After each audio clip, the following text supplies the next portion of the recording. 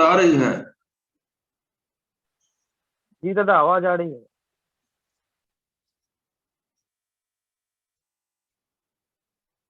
Picture तो नहीं आ रहा है क्या? जी दादा, पिक्चर भी आ रही है। जय गुरु। आ रही है, ठीक। वंदे कुसुम वंदे वंदे लोक तिलकम शाश्वत वार्ता भीषणम अमर कीर्तिशारणम प्रबुद्धम लोक जीवनम करुणे प्रमतयादीप्तम वंदे जीवन जीवनम सत्पुरुषम परम प्रेम में श्री ठाकुर अनुकूल चंद्र जी, परम आराध्या जगत जननी श्री श्री वर्मा, परम पूज्यपाद श्री श्री वरदा, परम पूज्यपाद श्री श्री आचार्यदेव एवं समस्त ठाकुर परिवार के चरणों में मेरा कोटि कोटि प्रणाम। एवं आज के सत्संग में उपस्थित हमारे परम पिता के पूज्य पंजाधारी सभी ऋत्विकंदन, सभी अर्धविगण, सभी जाजकगण, सभी इष्टानु गुरु भाई दादा माँ एवं छोटे बच्चों को मेरा यथायोग प्रणाम, नमन और आनंदित जय गुरु। सबसे पहले मैं आज सत्संग विहार दरभंगा के कोऑर्डिनेटर, डायरेक्टर, संरक्षक एवं सत्संग के परिचालक महोदय को मैं अपना आभार और अभिनंदन आभार व्यक्त करता हूं, और जिन्होंने मुझे आज इस मिथिला के पवित्र धरती से मुझे जुड़ने का अवसर प्रदान किया गया। मैं अपने आप को धन्य समझता हूँ। वैसे तो मैं कोई वक्ता नहीं हूँ, यदि कोई त्रुटि होगी तो अवश्य क्षमा करने का कष्ट करेंगे। जैसा कि हम जानते हैं कि इस धराधाम पर जब आते हैं तो अनेक तरह की समस्याओं से जूझना पड़ता है। लोग अपने समस्याओं से ओतप्रोत रहते हैं, बहुत ही चिंतित रहते हैं। इनके प्रकार कई तरह की भक्ति भी करते हैं, लेकिन जब हम अपने इष्ट के प्रति समर्पित होते हैं, उनकी भावनाओं को, उनके भावादर्श को जानते हैं, तो हमें शांति मिलती है।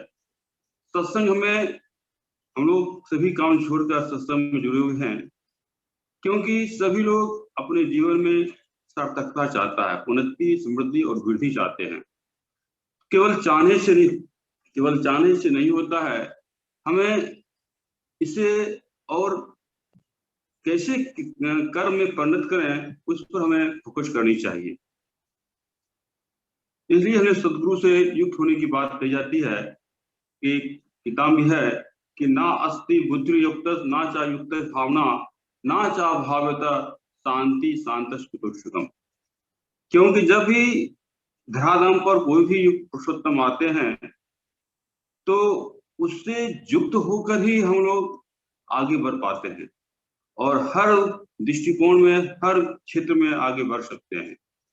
इसलिए जब एक भक्त ने ठाकुर से प्रश्न किया कि ठाकुर जी, जब ईश्वर से हम सीधा संपर्क कर सकते हैं तो गुरु की क्या आवश्यकता है? तो ये गुरु क्यों आवश्यकता है, गुरु क्या है, इसे हमको जानना बहुत ही आवश्यक है। तो ठाकुर जी कहते हैं कि जिस प्रकार सूर्य को केंद्र करके ये पृथ्वी या जितने भी ग्रह हैं, नवग्रह हैं, उसमें गतिमान रहते हैं, यानी सूर्य को केंद्र करके ही पृथ्वी ठीक रह सकता है या गतिमान है। ठीक उसी प्रकार हम लोग भी इष्ट को केंद्र करके ही अपने जीवन में सब कुछ प्राप्त कर सकते हैं। तो पुनः वो आगे क्वेश्चन करते हैं, तो फिर भगवान की क्या आवश्यकता हो सकती है, क्या आवश्यकता है? तो पुनः ठाकुर जी कहते हैं कि जब हम लोगों की आकुति यानी अर्ज किसी ऊर्ध्व दिशा में नहीं रहता है तो हम लोगों का इवोल्यूशन यानी क्रमागत वृद्धि नहीं हो पाती है। और जब यही टान किसी बाहरी व्यक्ति के ऊर्ध्व दिशा में रहता है तो हम लोगों के जीवन में अनेक प्रकार का परिवर्तन होने शुरू हो जाता है। इसलिए इस परिवर्तन कैसे होता है? यदि इस परिवर्तन को आगे रखना है तो हमें लेविटिक अर्ज होता है सत्तावत संवेग को स्थापित करना होगा।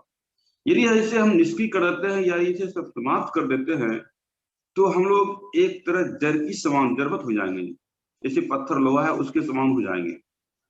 इसलिए ठाकुर जी जोर दे के कहते हैं कि जिस व्यक्ति का सत्तागत संवेग जितना अधिक होता है उसका विवर्तन और विवर्धन उतना ही अधिक होता है, और जिसका कम होता है वो उसका विवर्धन उतना ही कम होता है। जैसे हम लोहा को एग्जाम्पल लेते हैं, लोहा को हम कब उसे अन्य रूप में कन्वर्ट कर सकते हैं? जब लोहा को हीट में डालते हैं तो उसे हम मनचाहे रूप में कन्वर्ट कर सकते हैं, और ठाकुर जी से इसी को तपस्या कहते हैं। कहने का तात्पर्य है कि यदि हम अपने इष्ट के प्रति निष्ठावान होकर निस्वार्थ भाव से उनके भाव को अनुशीलन करेंगे और उनके अनुसार चलना बोलना करना करेंगे, और उन्हें जानने के लिए उनके दीक्षा से दीक्षित होकर उनके निर्देशानुसार यदि हम साधना या तपस्या करेंगे, तभी हम लोगों के जीवन में उन्नति, इवोल्यूशन या क्रमागत उन्नति हो सकती है। अन्यथा सुकेंद्रित नहीं होने से हम लोगों का कुछ नहीं हो सकता है। इसलिए जीवन में हमें इष्ट के प्रति केंद्रित होना अति आवश्यक है। हमारे जीवन में कम एक जो कहा गया है इष्ट को कि आत्मवान वशिष्ठ वाली व्यक्तित्व को रहना अति आवश्यक है, क्योंकि इष्ट हमारे एकानी सूत्र हैं। यदि हम लोगों का आदर से जितना उच्च होगा हम लोगों का जीवन और मन उतना ही उच्च होता है। इसलिए हमारे जीवन में एक कैंसेटिक होना जरूरी है, सेंटर ऑफ अट्रैक्शन रहना बहुत ही आवश्यक है। यदि अपने जीवन में सेंटर ऑफ अट्रैक्शन नहीं रहेगा तो हम लोगों की वृत्ति प्रवृत्ति जो जंजाल है वो बढ़ते जाएगा, और इस हमारे ये और बढ़ते जाएगा, जिसके परिणाम स्वरूप क्या होगा, हम लोगों का उन्नति बाधित हो सकती है। और इसलिए कहा गया है कि जिसके जीवन में इष्ट नहीं है उनका जीवन कुछ नहीं है, यानी जिसके जीवन में गुरु नहीं है मान लो उसका जीवन शुरू ही नहीं हुआ है।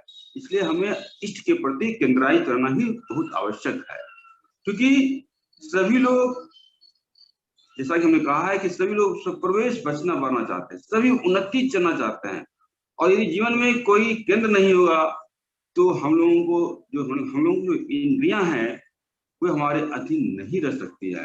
इसलिए हम जो जितने भी दुख कष्ट सहते हैं सभी वृत्ति प्रवृत्ति या कहते हैं जो लालसा के कारण ही या किसी प्रत्याशा के कारण ही हम लोग दुख का भोग करते हैं, और इस दुख को खत्म करने के लिए उस मूल के प्रति, उस इष्ट के प्रति हमें क्या कहते हैं केंद्रित रहना ही पड़ेगा। और अपने जो आपका जो द्रोहा कहते हैं वृत्ति प्रवृत्ति है, उस वृत्ति प्रवृत्ति को यदि स्वार्थ प्रतिष्ठापन को कन्वर्ट कर देंगे तो आपका वृत्ति प्रवृत्ति खिड़की के समान हो जाएगा। इसलिए कहा गया है कि जीवन में चलने के लिए हमें एक इष्ट आइडियल गुरु चाहिए। जब तक आइडियल गुरु नहीं होगा तो लोग आगे नहीं बढ़ सकते हैं। जैसे कि सूर्य को केंद्र करके, जैसे बताया कि सूर्य को केंद्र करके ही पृथ्वी को स्थिर रख सकते हैं, पृथ्वी गतिमान रख सकती है, उसी प्रकार हम जीवन को आगे बढ़ाने के लिए इष्ट चाहिए। जैसे कि हम जानते हैं कि सूर्य के किरणों से फोटोसिंथेसिस की क्रिया होती है, प्रकाश संश्लेषण क्रिया होती है, और उससे क्या होता है, इस धराधाम को जितने भी जीव जंतु या प्राणी हैं, पेड़ पौधे हैं, उसका पोषण होता है। कैसे होता है? सूर्य को केंद्र करके। उसी प्रकार यदि हम इष्ट को केंद्र करेंगे तो हमारे जीवन में भी शक्ति की जागरण होगा, हम लोग इस शरीर को पोषण कर सकते हैं। क्योंकि क्या कहते हैं, यदि जैसे हम जानते भी हैं कि सूर्य को केंद्र करके हम किसी कागज टुकड़े को भी जला सकते हैं, किनारे करके सूर्य के किरण को केंद्रित करके किसी कागज टुकड़े को जला सकते हैं। और यदि उसी प्रकार हम इष्ट के प्रति केंद्रित रहेंगे तो हमारे अंदर अनंत शक्ति का जागरण होगा। जैसा कि सभी लोग जानते हैं, जब सूर्य की किरणें किसी शिशिर बिंदु पर पड़ता है, यानी ओस की बूंद पर पड़ता है, तो उससे एक इंद्रधनुषी छाया, बहुत एक सुंदर सा दृश्य दिखाई देने लगता है। तो ठाकुर होते हैं जब एक छोटा सा शिशिर बिंदु यानी ओस की बूंदें सूर्य की किरणों को ऑब्जर्व करके इस सुंदर वातावरण को अच्छा कर सकता है, सुंदरित कर सकता है, तो मनुष्य, हम लोग तो ज्ञानवान व्यक्ति हैं, अपने आप को विचारशील प्राणी कहते हैं, यदि हम इष्ट को केंद्र करके चलेंगे तो हमारे जीवन में भी अपार शक्ति का जागरण होगा। इसके लिए चाहिए हमें इष्ट के प्रति प्रचंड अनुराग चाहिए। ये अनुराग क्या है? एक अनुराग या आग है। इस अनुराग रूपी आग में रहने से ही जितने भी आपकी वृत्ति प्रवृत्ति है वो जलकर खाक हो जाता है। तो इस अनुराग को, इस प्रार्थना को लाने के लिए ही हमें हमेशा तत्पर रहना चाहिए। सत्यानंद की एक वाणी है कि तुम लता का स्वभाव अवलंबन करो और आदर्श रूपी वृक्ष को लिपट कर धरे। बहुत ही सुंदर। इसकी हम चर्चा हम हमेशा करते हैं कि लता का स्वभाव क्या होता है? वह किसी वृक्ष के सारे ऊंचाई, जितनी ऊंचाई होती है वहां तक चल जाता है, नहीं तो वह पृथ्वी पर रेंगता हुआ नष्ट भर गल जाता है। मनुष्य भी इसी तरह अपना स्वभाव बना डाले और आदर्श रूपी वृक्ष को लिपट कर धरे तो उनका भी विवर्धन अवश्य होगा। और यही है मनुष्य का विवर्धन, कि आदर्श रूपी वृक्ष को लिपटना ही होगा, तभी हम आगे बढ़ सकते हैं। जैसे किसी पदार्थ को परिवर्तन करने के लिए उसे हम ताप में डालते हैं। जब ताप में डालते हैं तो उसका स्वरूप में परिवर्तन होता है। जैसे कि लोहा को अग्नि के रूप में, अग्नि में डालकर उसे पिघलाकर हम उसका स्वरूप को परिवर्तन कर सकता है। तो मनुष्य भी यदि अपने को इष्ट रूपी ताप में डालकर अपने रूप को परिवर्तन कर सकता है, अर्थात अपने बिगड़े स्वरूप को सुंदर स्वरूप में कन्वर्ट कर सकता है। जैसे कि रत्नाकर से भगवान वाल्मीकि बने। क्यों? क्योंकि वे अपने आप को इष्ट के प्रति परिवर्तित किए। वह मरा नहीं बोल पाते थे, राम राम भी नहीं बोल पाते, मरा नहीं बोलते थे। लेकिन जब उनमें ईश्वरानता जगी तो लास्ट में वह भगवान वाल्मीकि नाम से उनकी रामायण की रचना कर डाले। इसलिए हमें मनुष्य को हमेशा विवर्तन की ओर ले जाना चाहिए। यदि वो अपने आप को विवर्तन की ओर डाइवर्ट नहीं करेगा, कन्वर्ट नहीं करेगा, तो क्या होगा? वो हमेशा पतन की ओर चलता जाएगा। और इसी पतन को रोकने के लिए हमें आदर्श रूपी वृक्ष को लिपटने की बात कही गई है। और हमें हमेशा यह ध्यान रखना चाहिए कि हमें कभी भी असत आदर्श की ओर न्यस्त नहीं होनी चाहिए। यदि किसी को कोई गलत नशा लग जाता है तो वह बहुत बड़ा नशेड़ी बन सकता है, जिससे उसका परिवार में अशांति और कलह हो सकता है। उसी प्रकार यदि कोई चोर किसी आदर्श चोर को मानकर चलता है तो एक दिन वह चोर भी आदर्श चोर ही बनेगा, और जिससे क्या होगा? उसकी सत्ता की क्षति होगी और उसका घोर पतन हो सकता है। कहने का यहाँ तात्पर्य है कि आदर्श रूपी वृक्ष को लिपटने का अर्थ क्या हुआ? कि यही अर्थ है कि उनके आदर्श का जो पथ है, जो निर्देश है, उसको लेकर आगे बढ़ना और अपने जीवन में उसे क्रियान्वित करना, उसके लेकर चलना। जब हम लोग जब इस धराधाम पर आते हैं तो दो चीज हो सकता है, या तो उसका विकास होगा या फिर उसका पतन होगा। तो मनुष्य अपने कर्म के अनुसार इस धराधाम पर आता है और वह वर्तमान से ही वह पता कर सकता है या अनुमान लगा सकता है कि वह कितना कार्य किया है और क्या किया है। इसलिए वह अपने पवित्र भावना से वह अपने आप को जितना ही पवित्र रखेगा, वह जितना ही प्राकृतिक होगा, उसका उतना ही जीवन में विवर्तन होगा। यदि वह अपने आप को गलत रास्ते पर डाइवर्ट करेगा तो निश्चित उसका क्षय होते जाएगा।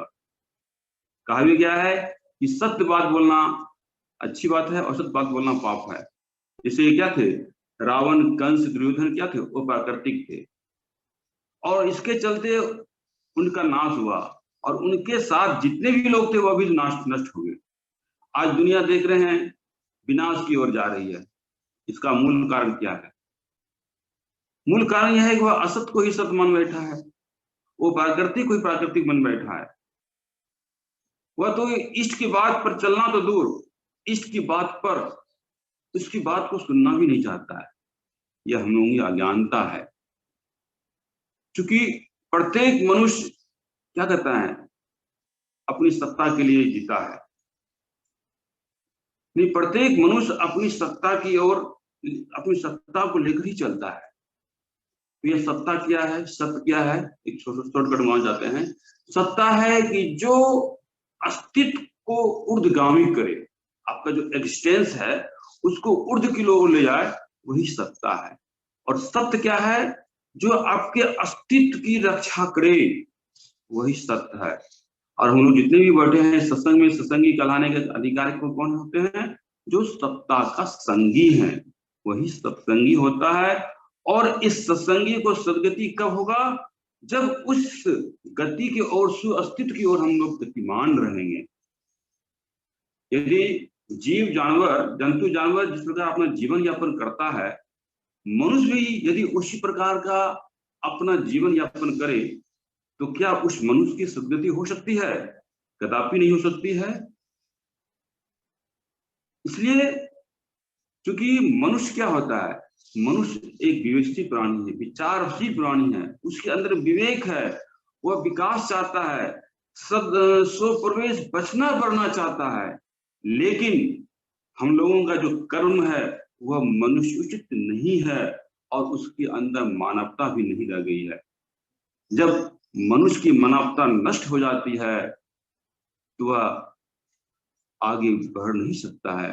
उनकी जन्म निम्न, क्या कहते हैं, निम्न योनि में ही पता रहेगा। इसलिए अपने अस्तित्व को बचाने के लिए अपने आदर्श को केंद्रित करना होगा। यह आदर्श क्या चीज है? हम लोग बार बार आदर्श की बात बोलते हैं, तो आदर्श की बात हम करते हैं। अब जो कहते हैं कि रक्त मांस संकुल नरदेह में जो आचार्य हैं, उसे ही आचार कहते हैं।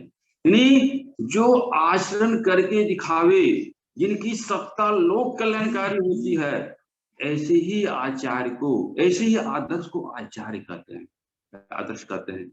इसलिए ठाकुर जी की वाणी भी है कि यदि आदर्श की बात बोलने में आनंद, सुनने में आनंद, उनकी चिंता करने में आनंद, उनका हुक्म पाने में हृदय में आनंद आता है, और भक्त इस प्रकार अपने आदर्श का नाना प्रकार से उपभोग करते हैं, और भक्त को पाकर आदर्श भी आनंदित होते हैं। यही तो वास्तविक आनंद है।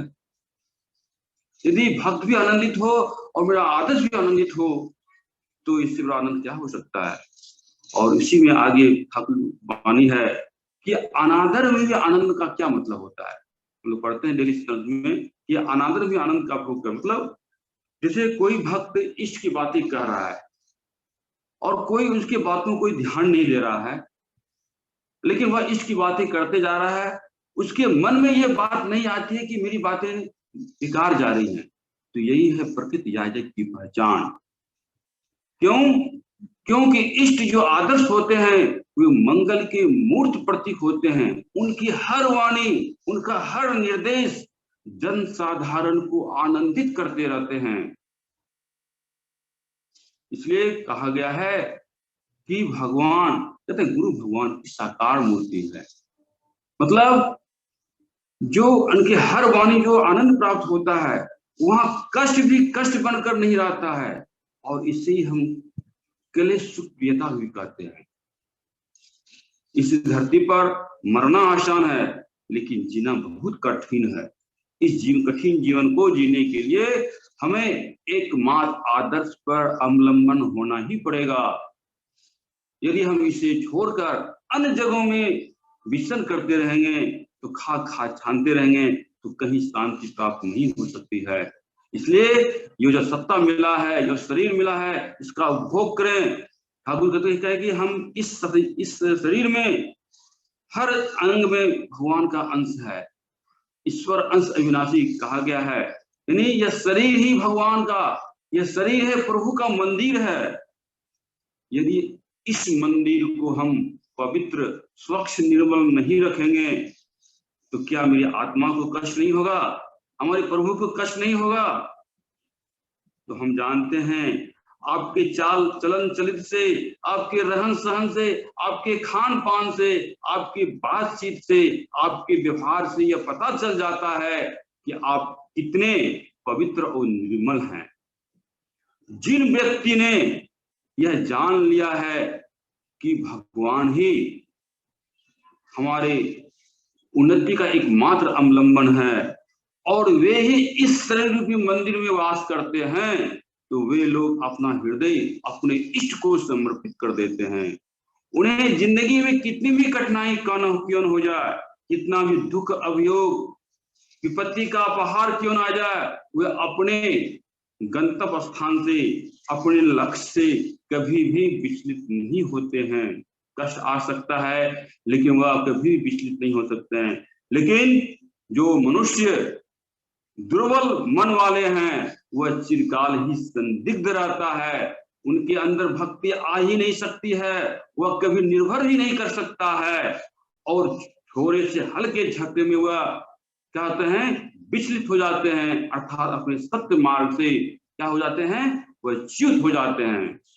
इसलिए हम जानते हैं कि गुरु ही भगवान की साकार मूर्ति है।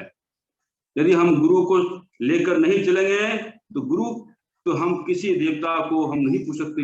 किसी कहा गया है किसी देवता का पूजा तभी सफल होता है जब उनके अंदर गुरु का माध्यम होता है, यानी गुरु के माध्यम से ही हम किसी देवता की सफल पूजा कर सकते हैं। कहा ही गया है कि एके साधे सब सदे, सब साधे सब जाए, मतलब एक के प्रति हमें इष्टानु होना पड़ेगा। जैसे जब कोई बच्चा अपनी माँ के गोद में रहता है या कोई बच्चा अपने माता पिता के संरक्षण में रहता है तो उसे किसी प्रकार का भय नहीं रहता है। ठीक उसी प्रकार यदि मनुष्य इस जगत में अपने सदगुरु या जीवंत भगवान के प्रति क्या कहेंगे, निर्भर करेंगे, उससे कभी भी भय नहीं हो सकता है, क्योंकि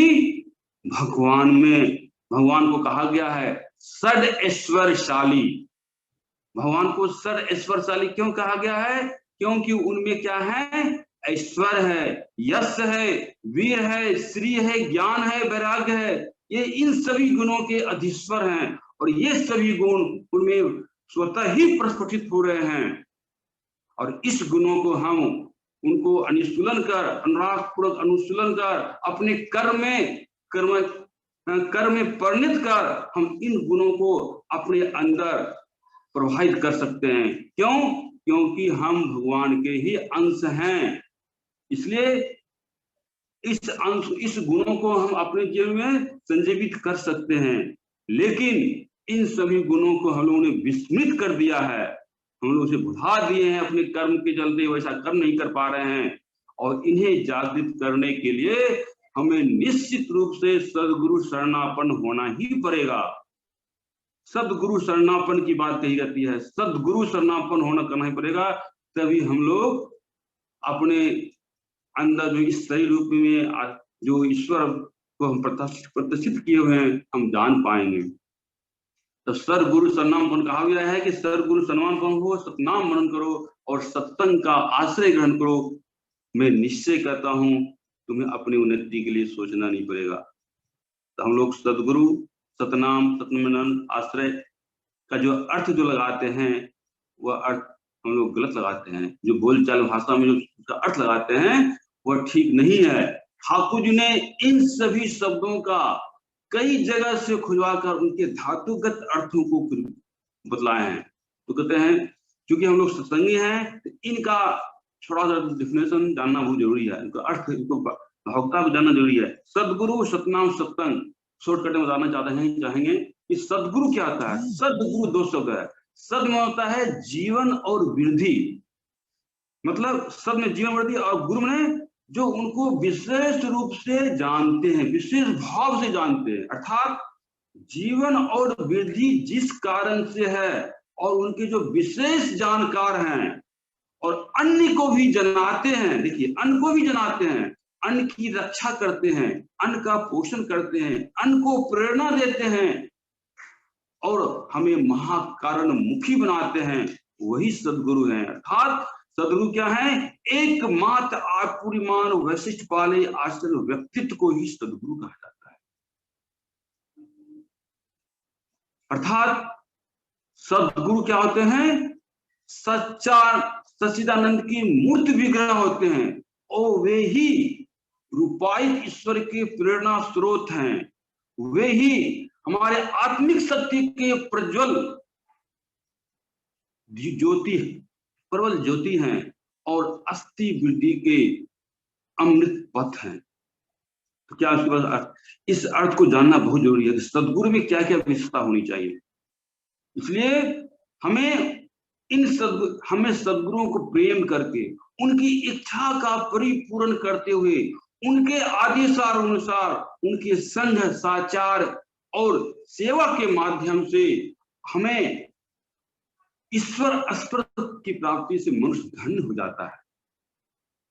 और जो व्यक्ति इससे नहीं समझ पाते हैं तो वह दिक्कत उनकी होती है।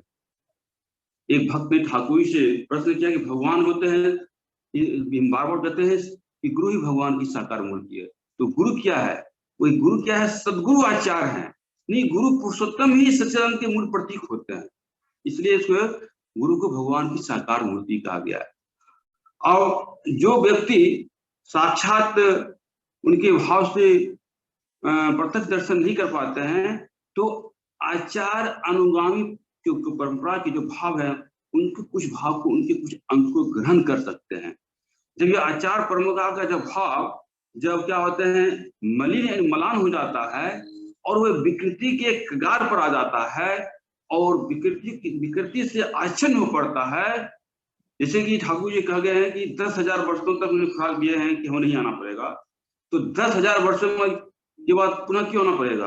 क्योंकि जब उनका जो आचार परंपरा जो चल रही है उनका जो भाव है जब मलान को मलिन होने लगेगा और विकृति के कगार पर होने लगेगा, यानी विकृति से आच्छन्न हो पड़ेगा, तो ईश्वर मनुष्य के रूप में आते हैं और मनुष्य के बीच में विचर करके अपने क्रियाकलाप से या अपने आचरण से यह दिखा देते हैं कि किस प्रकार मनुष्य सब कुछ में होकर ईश्वर को लेकर ही चल सकता है। ये सदगुरु क्या है? उसके आगे था सतनाम। सतनाम के बारे में हम लोग सब जानते हैं। जो मुझे शरीर मिला है, जो सत्ता मिला है, यह क्या है? भगवान का आशीर्वाद है और वे इसी में निवास करते हैं। ये जो शरीर मिला है, ये जो शरीर है सत्ता, जो शरीर है सत्ता का मूर्त संपत्ति है। इसे हमें हमेशा सहनपटु बनाना है। यह जो सतनाम है यह अनामी है, यानी ये केवल सत्ता देकर केवल बोध कराते हैं। सतनाम केवल सत्ता देकर बोध कराते हैं, इसे हम कान से सुन नहीं सकते हैं। मतलब इसमें क्या है? ये जो सतनाम है यह क्या है? इसमें संरक्षणी संवेग है, इसमें स्पंदन है। ठाकुर से आदि नाम से भी जानते हैं और इसमें स्पंदन का ही बनावट है। जैसे हम लोग जो नाम है, राग का क्या अर्थ होता है? राग अर्थ होता है पुश, धक्का। धा का क्या अर्थ होता है? सेंसेशन, विरमन। और स्वा प्लस मी का अर्थ होता है टू फ्रो एंड गो, है ना, आवागमन की स्थिति। नहीं, इस सभी को स्पंदन लेकर ही बनावट है। हम लोगों को जो नाम जो दिया गया है सब जानते हैं ये स्पंदनात्मक है, इसमें स्पंदन है, इसमें वाइटल एनर्जी से बढ़ती है। जितना नाम करेंगे उतनी वाइटल एनर्जी बढ़ेगी। जितना शरीर के हम लोग एक्सरसाइज करते हैं जिस सुनने के लिए, तो यह सतनाम है अपने लाइफ को यह पुश करता है, लाइफ को जीवित रखता है। और ये केवल हम केवल बोध कर सकते हैं।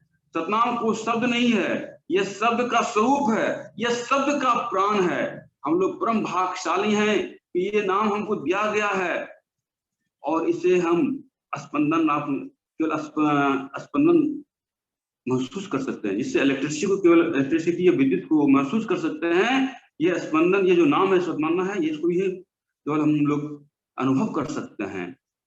ये मैकेनिज्म ऑफ स्पंदन है। ठाकुर कहते हैं कि ये नाम क्या है, सतनाम क्या है? तो बहुत स्पष्ट वर्ड में बोले हैं कि सत्ता संवर्धनी सदगुरु प्रदत्त नाम को ही सतनाम कहते हैं। दुनिया में जो कुछ भी हो रहा है सभी स्पंदन की अभिव्यक्ति है। मैकेनिज्म ऑफ स्पंदन का कहा गया है, यानी अपने नामी के प्रति नाम होकर जितना करेंगे उतना ही अपने अंदर का भाव जागृत होगा। और लास्ट में सत्संग की परिभाषा क्या है? सत्संगी। सत्संग क्या होता है? सत में दो धातु है, सत और दो शब्द है, सत और संग। सत अस धातु से आता है, उसका अर्थ है सत्ता। सत में सत्ता, अस्तित्व, विद्यमानता। और संग में सनस धातु है जिसका अर्थ होता है अनुराग, मिलन।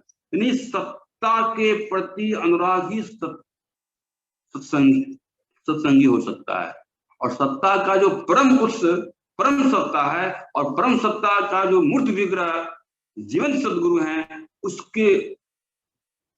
उसके साथ अनुराग होना ही सत्संगी का मुख्य उद्देश्य है। यानी जो सत्ता का जो चाह है वही सत्संग का चाह है। इसलिए हमें अपने इष्ट के प्रति केंद्रित रहना है। कहा भी गया है कि एक कबीरदास की वाणी है कि जो जाके शरण ले तो ताके राखे लाज, उलट जल मछली चले बह जाए गजराज। ये ठाकुर जी ये वाणी को कभी कभी गुनगुनाते थे। इसका क्या अर्थ होता है कि जो जिसके शरण में है उसकी लाज भी स्वयं रखते हैं। मछली जल धारा के साथ चलती है, जलधारा के विपरीत भी, जलधारा उसके विपरीत चल सकती है, लेकिन जो हाथी उसके साथ बह जाता है, जो अपने आप को विशाल का जंतु माना जाता है। तो क्योंकि उसने अपने टोटली इष्ट के प्रति सरेंडर कर दिया है। इसलिए हमें अपने आप को जीवन में आगे बढ़ना है, अपने प्रवेश को लेकर क्योंकि जीवन में चलने की प्रवेश बहुत आवश्यक है। प्रवेश को लेकर चलना बहुत आवश्यक है कि कहा गया है दूसरे के मंगल कामना ही अपनी मंगल की प्रस्तुति है। एक दादा हम लोग टाइम है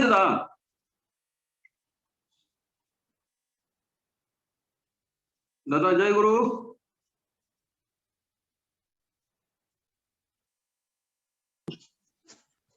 दादा आवाज आ रही दादा? जी दादा आवाज आ रही है। जय गुरु। तो हम लोग टाइम कितना था हमको बता दिया जाए। जी दादा बोलिए। जय गुरु। कितना टाइम और बोलना पड़ेगा? 7:45 तक कंक्लूड करने का चेष्टा कीजिए दादा। अच्छा ठीक है दादा। कहा गया है कि दूसरे की मंगल कामना ही अपनी मंगल की प्रस्तुति है। क्योंकि टाइम की कमी है इसलिए बहुत स्टोरी याद आ रहा है कि अर्जुन और श्री कृष्ण की वार्ता हो रही थी। तो उसमें एक ब्राह्मण ब्राह्मण के पास आता है, और क्योंकि ब्राह्मण गरीब था तो उसको भिक्षा रूप में कुछ सोने की गहने की गठी दी जाती है। जो आदित्य नारायण सोने की गठी पाकर काफी खुश होता है और मन में अनेक तरह की कामनाएं उत्पन्न करने लगती है। जब इस कामना से आगे बढ़ता है तो चोर उनको उस गहने को गठी को चोरी कर लेता है। वो निराश होता है, पुनः जाते हैं वहां तो पुनः उसको हीरे की गठी जाती है। तो उसको सहेज कर घर जाता है, और घर में क्या करता है, एक जो पानी का जो घड़ा है होता है उसमें डायमंड को यहाँ हीरे को रख देता है और उसमें कुछ पानी डाल देता है। जब उनकी पत्नी सुबह जाती है नदी घड़े को लेकर, तो जो एक बार जाती है तो घड़ा फूट जाता है, तो सारा पानी बह जाता है। तो पुनः भी घर आती है और उस घड़ा को जिसमें डायमंड रखा गया था उस घड़ा को लेकर जाती है। तो उस घड़ा में जब जाते हैं तो वहाँ जो है उस घड़ा भी वो जैसे पानी डालता है सारा डायमंड नदी में चला जाता है। तो पुनः निराश हो जाता है, फिर जाते हैं इस बार। तो इस बार श्री अर्जुन उनको गहना न देकर कुछ पैसे देते हैं, 2 चवन्नी देते हैं। तो वह काफी निराश होता है कि जब ये सारा गहना और सोना चांदी जब बर्बाद हो सकता है, इस चवन्नी से क्या होगा। लेकिन वह सोचता है, तो जब रास्ते में आगे बढ़ता है देखता है कि एक मछली काफी तड़प रहा है और उसको बर्दाश्त नहीं होता है। उस दो चवन्नी श्री कृष्ण भगवान दिए थे, उस चवन्नी से उस मछली को खरीद कर लाते हैं घर में। तो घर में लाते हैं तो देखते हैं कि जैसे लाते हैं तो वो मछली जो था, जो डायमंड को जो पी लिया था, जो खा लिया था, उससे वो उल्टी करता है, उसका सारा डायमंड निकल जाता है। या जब उसका खुशी का ठिकाना नहीं रहता है और वो कहता है कि हमें मिल गया। तो मिल गया तो बगल वो जो चोर था, जो सोने का गठी चोरी किया था, वो जान जाता है कि ये मिल गया था, तो हमको पहचान गया है। तो वह चोर उसके पास जाता है और बोलता है कि हमें क्षमा कर दें, हम आपको सोने की गठी। तो वह चोर उसको लौटा देता है। तो ऐसा कैसे क्या होगा? जो उसको अधिक पैसा मिल गया था तो अपना ही स्वार्थ पूर्ति के लिए सोचा था। लेकिन जब वो 4 आना जो चवन्नी मिला था, उस चवन्नी से अपने किसी को किसी को जीवन बचाने के लिए वो कार्य कर रहा था। तो यानी और जब जीवन बचाने काम कर रहा था तो उसके घर में फिर से पुनः संपत्ति आ गई। तो कहने तात्पर्य है कि हम दूसरों जितना मंगल की दृष्टि से देखेंगे, आपके अंदर उतनी ही मंगल के कहते हैं भागी बनेंगे, क्योंकि समय की बराता है। और मैं अपनी विराम को यही, अपनी वाणी को यही विराम देना चाहूंगा। और आज जो भी गुरु भाई आज का सत्संग का आयोजन किए हैं, मैं उनके मंगल और इष्ट की जीवन की प्रार्थना ठाकुर के श्री चरणों में करता हूँ। और जितने भी दादा और माँ इस सत्संग का भोग कर रहे थे, उन लोगों का भी, और जो नहीं कर सके किसी कारण, सभी की मंगल कामना करता हूँ। और यदि मेरी इस प्रसंग के क्रम में कुछ खामियां रह गई होंगी या गलती रह गई तो क्षमा करेंगे, और अच्छी बातों को अपने हृदय में ग्रहण करने की कोशिश करें। दादा माँ को आनंद दे जाएगा।